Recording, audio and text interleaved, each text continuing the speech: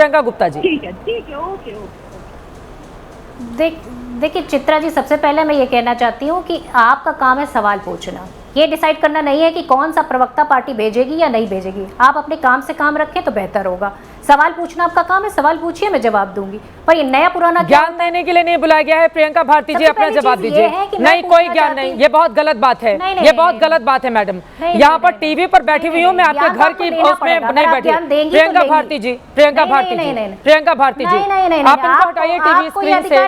बिल्कुल अधिकार है मुझे, मेरा शो है, मेरा शो है, मैं डिसाइड करूंगी, मैं डिसाइड करूंगी कौन होती हूँ, मेरा शो है, मैं डिसाइड करूंगी। और यहाँ पर ड्राइंग रूम की पॉलिटिक्स नहीं हो रही है, टीवी चैनल पर बहस हो रही है। बैठकर मेरा काम है सवाल पूछना, सवाल ही पूछा था मैंने आपसे प्रियंका भारती जी। माफ कीजिएगा प्रियंका भारती नहीं, प्रियंका गुप्ता जी। प्रियंका भारती आप जवाब देंगी। प्रियंका भारती आप जवाब दीजिए। मुझे लगता है कि एंकर को छोड़ देते हैं, लोगों का, आम जनता का टाइम वेस्ट होता है एंकर पर जब सवाल दागा जाता है। तो प्रियंका भारती जी। चित्रा जी, मैंने तो कुछ कहा ही नहीं, सॉरी, वो प्रियंका गुप्ता जी का नाम मैं थोड़ा कंफ्यूज कर गई। प्लीज बोलिए भारती जी। खैर, बात यह है कि अनुराग ठाकुर जी के बारे में खुद बोले भाजपा के प्रवक्ता कि बिना सबूतों के गए वो, तब तो ये और गंभीर मसला है।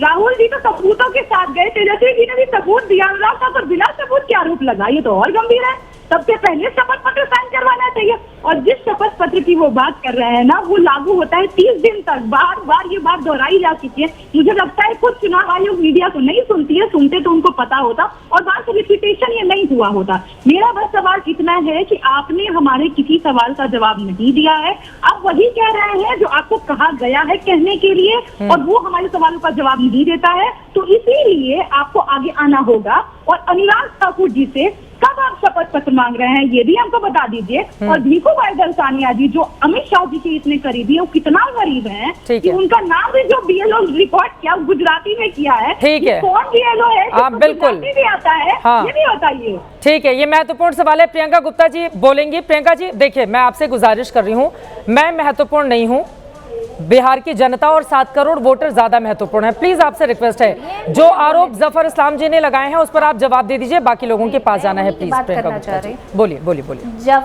नहीं, देखिए सवाल आज जो है चुनाव आयुक्त ने पूछे, मैं सिर्फ इतना पूछना चाहती हूँ, उन्होंने अपने सवालों के जवाब में ये नहीं बताया कि कितने नए वोटर जोड़े गए। उन्होंने एक चीज़ बताई कि 000 जिनके पास घर नहीं है उनके लिए होता है। फिर आप कैसे डिसाइड करते हैं कि SIR में कि हाउस जो प्रमाण पत्र होता है, जो निवास प्रमाण पत्र होता है, वो तो ज़रूरी होता है। तो आप 0 करके क्यों फर्जीवाड़ा कर रहे हैं? आप डालिए कि उनके पास मकान नहीं है, आप उसको पूरी तरीके से ऑथेंटिक करिए।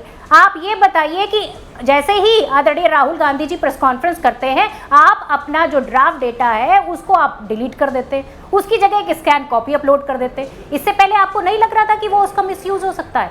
जैसे ही राहुल गांधी जी ने प्रेस कॉन्फ्रेंस की, आपकी उंगलियां टाइट हो गई और आपने तुरंत उस डेटा को डिलीट कर दिया और अब आप आकर सफाई दे रहे हैं। आज आप सफाई देने के लिए मजबूर हैं क्योंकि राहुल गांधी जी ने ये मुद्दा उठाया है और ये मुद्दा पूरे देश में उठा है, पूरे बिहार में उठा है। आज पूरा बिहार एकजुट है, पूरा विपक्ष एकजुट है और सवालों के जवाब आपको देने आना पड़ा है। खैर, जवाब तो आपके पास थे ही नहीं, तो आप देंगे क्या? लेकिन हकीकत यह है कि आप धीरे धीरे एक्सपोज हो रहे हैं और ये पूरा देश देख रहा है। और आपको लगता है कि आप विपक्ष के बिना ये चुनाव जो है करवा पाएंगे? संभव नहीं है। इस देश में लोकतंत्र है और लोकतंत्र इसलिए है क्योंकि यहाँ पर विपक्ष है। अगर 40% वोट आपको पड़ता है तो 60% वोट विपक्ष को पड़ता है। विपक्ष की ताकत को महसूस करना होगा और विपक्ष के लिए जो भी उसको चाहिए आप उसकी सफाई दीजिए ना। हम आपसे लड़ने तो नहीं जा रहे थे। अगर 300 सांसद जा रहे थे तो देश के चुने हुए सांसद थे, आपको उनको जवाब देना चाहिए था। आप उनके जवाब देने से बच रहे थे। आपने पूरी तरीके से, सरकार ने रोक लगा दी, बैरिकेटिंग कर दी। क्या तरीका है ये लोकतंत्र में? बोले जफर इस्लाम साहब, आपसे जो है पूरी तरीके से सत्ता पक्ष की बातें सुनी जाती हैं, वो आरोप लगा रही हैं। हम तो सवाल पूछ रहे थे, आप जवाब ही नहीं दे पा रहे। उसके बाद आप हमारी आवाज को दबा रहे हैं और उतनी ही आवाज उछल रही है। जफर और ये यात्रा 1300 किलोमीटर 20 जिलों में जाएगी और पूरी तरीके से बिहार की जनता आपको बता देगी कि ये उनका अधिकार है जो आप छीन रहे हैं।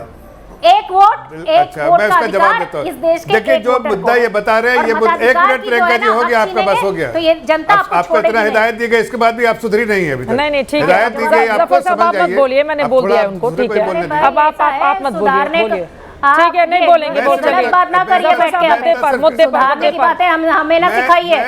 आपको सुधारने के लिए नहीं बैठे हुए हैं, समझ में आया आपको? जबान संभाल के बात कीजिए। आपको समझ में आप जबान संभालिए, पहले तमीज से बात करिए। अरे जुबान आपको संभालनी चाहिए, आपकी जुबान बहुत फिसल रही है। तभी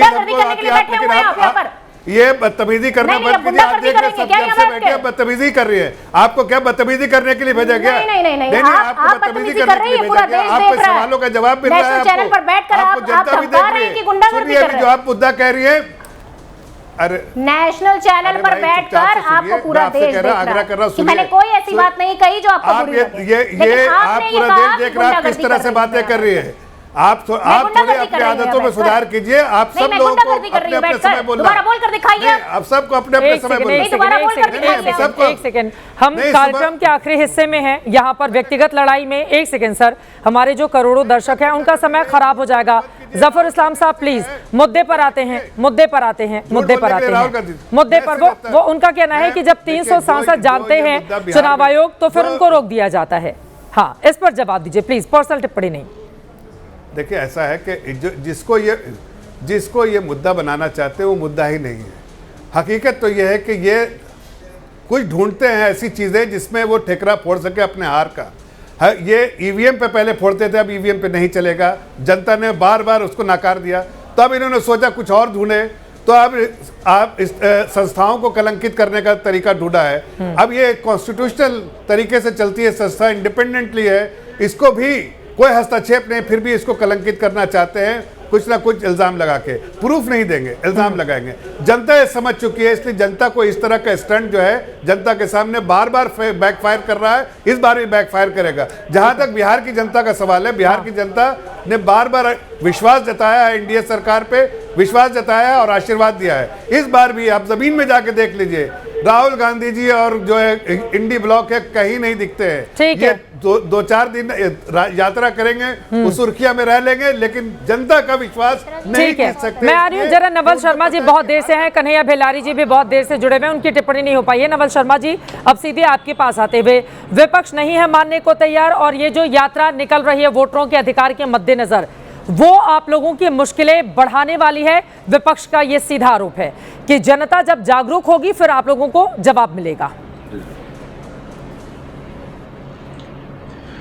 देखिए, राहुल गांधी जी को जवाब उनकी पार्टी के भीतर से ही मिल गया। के.एन. राजन्ना जो कर्नाटक के मंत्री थे, उन्होंने राहुल गांधी जी के चेहरे को पूरी तरह बेनकाब कर दिया। उनकी पार्टी का मंत्री यह मानने के लिए तैयार नहीं है कि राहुल गांधी जी के वोट चोरी के आरोप में तनिक भी दम है और तनिक भी सत्यता है। तो बाहर की बात छोड़िए, घर के अंदर इनकी कली खुल गई। दूसरी बात है, आप बता रहे हैं कि इनके वोट अधिकार यात्रा से क्या होगा। कुछ नहीं होने वाला है। ये दोनों असफल नेता, इनके पास जनता की आंखों में आंख डालकर बात करने का कोई नैतिक बल है, कोई उपलब्धि है? क्या लेकर आप जनता के बीच में जा रहे हैं? हम तो जनता के बीच में जा रहे हैं तो हमने बिहार की जनता की सेवा की है और बिहार में विकास का नया कीर्तिमान स्थापित किया है।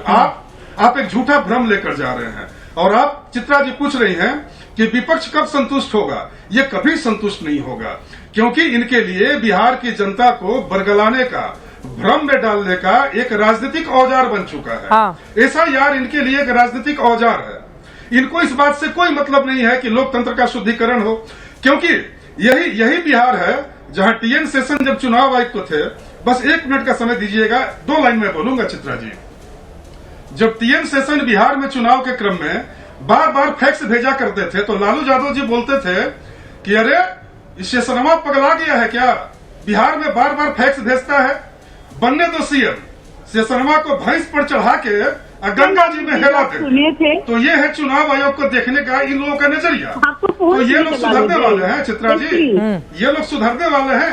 अपनी नाकामियों का ठिकरा ये चुनाव आयोग पर फोड़ेंगे। इनको चुनाव आयोग की संवैधानिकता से, चुनाव आयोग की पारदर्शिता और निष्पक्षता से और भारत में लोकतंत्र के शुद्धिकरण से, इन बातों से न कभी वास्ता रहा है और न रहेगा। क्योंकि बस अंतिम लाइन में बोल रहा हूं, क्योंकि वही कांग्रेस पार्टी है जिसके नेता इंदिरा गांधी जी को चुनावी धांधली के चलते रायबरेली से चुनाव निरस्त किया गया था, और ये लोग वोट चोरी का राग लाप रहे हैं। ठीक है, पूरा इतिहास भरा है। कन्हैया भेलारी जी के पास जाते हैं। ठीक है, कन्हैया भेलारी जी, एक सवाल का जवाब आपसे मैं और चाहूंगी। 2020 से इस बार की परिस्थिति क्या बदल गई है बिहार में? किन मुद्दों पर वोट पड़ेंगे? एसआईआर का मुद्दा क्या वोटिंग पैटर्न में भी एक मुद्दा बनकर लोगों के बीच घर करेगा? क्योंकि हाल ही में मैंने चिराग पासवान का इंटरव्यू लिया था, उनकी ओर से कहा गया देखिए 10% वोट तो मैंने ही काटे थे एनडीए के, अब मैं जुड़ गया हूं तो सीधे 10% वोट एनडीए का हिस्सा बन गया, और ये जो 74-75 सीटें आरजेडी के लोग जीते थे उसमें भारी मात्रा में गिरावट आएगी। एनडीए इस बात को लेकर बेहद उत्साहित और आत्मविश्वास से लबरेज नजर आ रहा है। आपको लग रहा है एसआईआर का मुद्दा असर कर जाएगा इसके ऊपर? देखिए, एसआईआर का मुद्दा तो असर करेगा ही, इसलिए कि इनके जवाब से सेटिस्फैक्ट्री इनका जवाब नहीं है जो आज इन्होंने किया। 65 लाख पहले तो ये कह रहे थे कि हम 65 लाख काहे काटे हैं बताइए नहीं करेंगे। कोर्ट ने उनको जो है कहा कि नहीं बताना पड़ेगा, तब ये तैयार हो गए कि नहीं हम बताएंगे, अपलोड करेंगे। पहले इमेज फॉर्मेट में बाद में अपलोड कर दिया, जनरेट नहीं करेगा। अब आपका सवाल जो है, देखिए इस बार का चुनाव जो जिसे चिराग पासवान कह रहे कि 10% नहीं, उनको 5.5% वोट मिला था। वो 5.5% वोट तो इस बार प्रशांत किशोर काट लेंगे।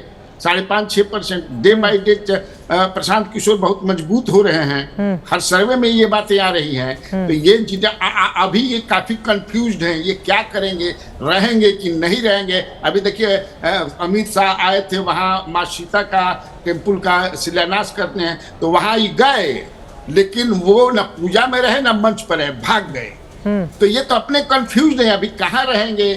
कभी कभी सोच रहे हैं कि नहीं मुख्यमंत्री का ऑफर है प्रशांत किशोर के साथ कि हम आपको मुख्यमंत्री का फेस बना करके चुनाव लड़ेंगे, उसमें ये फंसे हुए हैं। कभी ये कहाँ से, तो इसीलिए मामला मुझे नहीं लगता। अच्छा, इस चुनाव इस बार का मुद्दा जो एसआईआर तो है ही, इसके बाद भ्रष्टाचार है, इसके बाद मुख्यमंत्री का गिरता हुआ स्वास्थ्य जबरदस्त रूप से गांव-गांव में पहुंच गया। बड़ा शानदार विश्लेषण आपकी ओर से किया गया है। बनते और बिगड़ते समीकरण पर एबीपी न्यूज की नजर लगातार बनी रहेगी। बहुत धन्यवाद तमाम मेहमानों का हमारे साथ चर्चा का हिस्सा बनने के लिए। एसआईआर के मुद्दे पर चुनाव आयोग की प्रेस कॉन्फ्रेंस भले ही हो गई हो, लेकिन लगता नहीं है कि विपक्ष इससे मानने वाला है। आगे क्या बनेगी परिस्थिति, बनी रहेगी एबीपी न्यूज की नजर। अभी के लिए दीजिए इजाजत। देश और दुनिया की तमाम खबरों के लिए आप देखते रहिए एबीपी न्यूज।